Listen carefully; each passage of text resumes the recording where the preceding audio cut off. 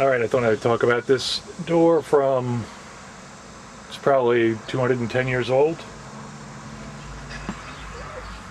The building is like from around 1805 or 1802. So I prepped the woodwork. I would scrape it. Actually, I washed it first and then scraped it, but so much came off. It was really in bad shape, so I sanded it down. It took a few coats. It was absorbing the paint, so I put 2 coats of primer on first, and then 2 coats of 2 or 3 coats in some areas of a satin finished latex paint.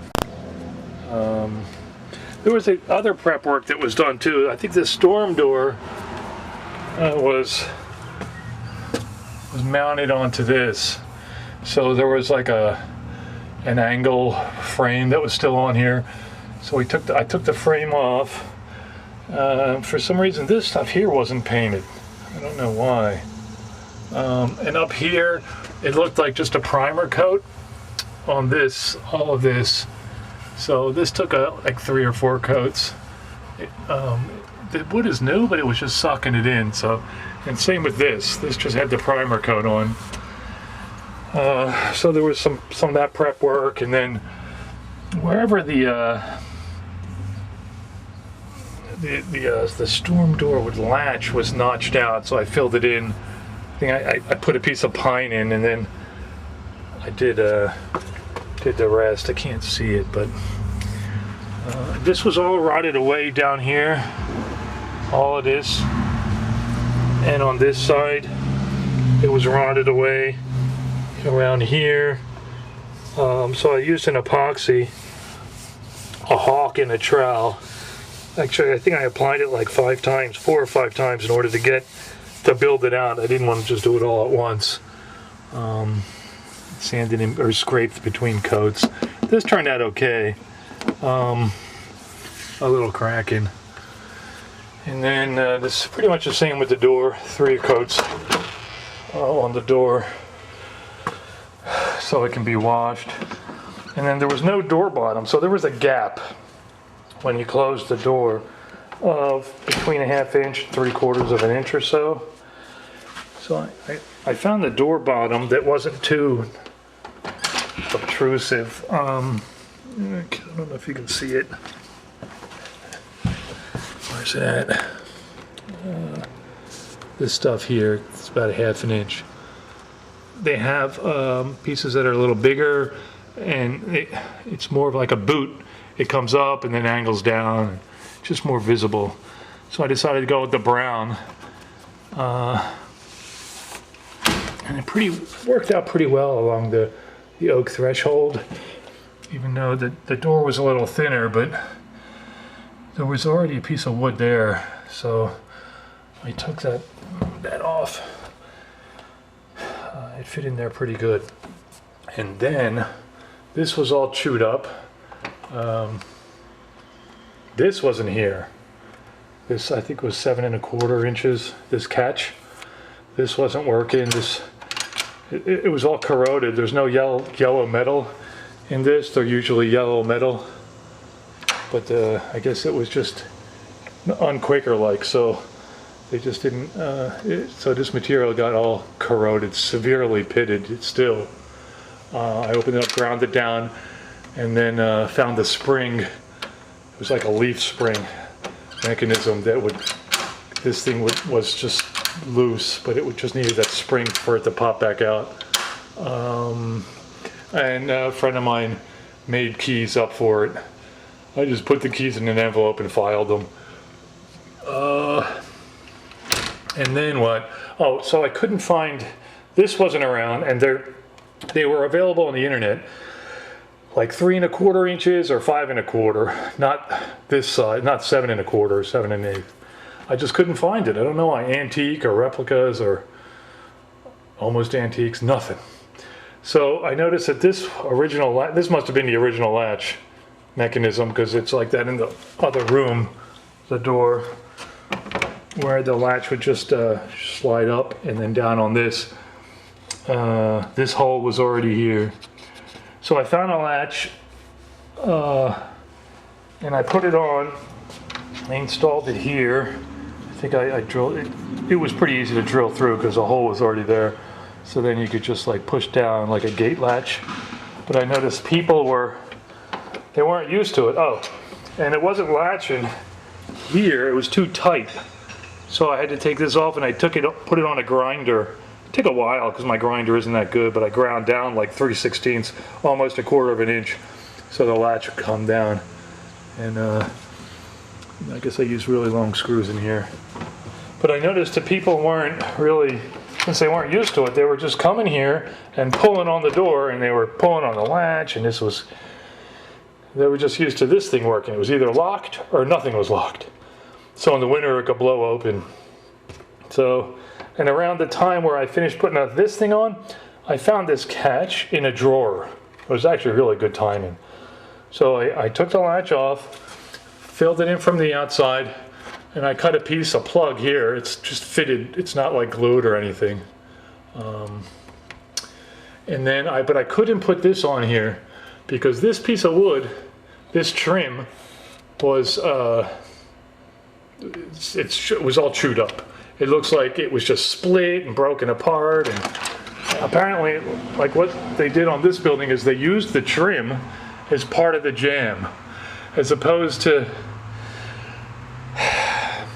having your jamb be the thickness of the door, hanging your door and then applying the trim. They actually used the trim as part of the jamb, and it just got all broken apart. So you can see here the hinges were actually, instead of hanging the door and the hinges and everything in this one piece of wood, they also used the trim and then hanging the trim. So I don't know why that was, but in order to get the door bottom on, I had to take the door off, and there were no pins on these hinges, so I had to unscrew, and I got 3 of the screws out, and then one of them broke. I turned it, and this whole, I forget which one it was, but I think it was this one, but the original one that was here, this whole side, left side, snapped. So fortunately I didn't have to drill it out. I got a pair of like wire cutters and squoze them together like Schuman's pliers, and I was able to get it twisted out with that. What else? So we decided that I should put a Dutchman here. In other words, just cut out a piece, cut this trim out, and replace it with another piece.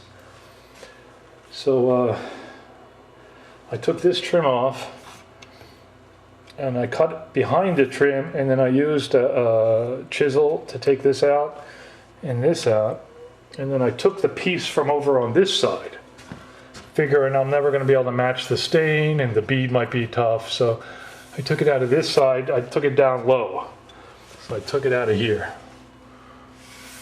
and I figured people are probably going to look on the doorknob side more than here. So then I put it here, and I noticed the stain didn't match anyway. But it is what it is. And then I was waiting for a bit. I planed down a piece for over here, and then I didn't have this beading bit, so I waited for like 4 or 5 months, and I was never able to get the piece edged with the bead on it. So I had a piece lying around, a yellow pine. This grain doesn't even match, but I just wanted to get it done, just so this piece wasn't cut out. And so I just fit this in there. This is actually, you can pull it out. It's just in there with friction. So if anybody does ever get to putting a bead on that piece, they can slide in. They could get a stain and match it and slide it in, match the stain better. I just used the stain that I had. So anyway, I think that's the story with the door. Had to take this off. This is actually mounted to the trim, and I was taking the trim off, so this had to come off. Yeah, I'm not sure if there's anything else. Underneath the over here, you could see outside, like in the winter. So I got a bunch of insulation, and I tucked it in there with a putty knife on both sides. So you can still see a little bit of daylight, but for the most part, there's no, that draft it was just blowing right through underneath the door. Because it was like like I said, a half inch, 3/4 of an inch. It was blowing right through, so that sealed pretty well. I think at this point, the thing I wanted to do, I didn't get a chance to do, is I wanted to repair this stuff. I don't know what happened here. I didn't even paint this. This was like, I didn't even want to touch it, but I wanted to redo this light up top here. And other than that, though, I think the door is in pretty good shape now. It took a couple of trips. I mean, there was the prepping and the painting and the door bottom. There was the gate the gate type of latch, and then there was a repairing of the rim lock, which is probably like 100 years old. This lock, and then there was the location of the catch. But so then this had to come off and then be plugged up, but the catch couldn't go on because this was all chewed up. So it was like a little bit at a time in order to get these old sometimes old hardware and openings and stuff. Just takes time to get this stuff to work. I looked online. This doorknob, this is porcelain. It's $50. All right, the white one I think was 35 or 40, or this was 50 and that was 70 or something. I forget what it was. You can get imitation, but not porcelain. So yeah, these are actually really, I didn't realize that they were so valuable. Anyway, that's the story with the door. Seems to work pretty good now. Kind of kid-proof. Except if they try to just throw it closed, it won't shut.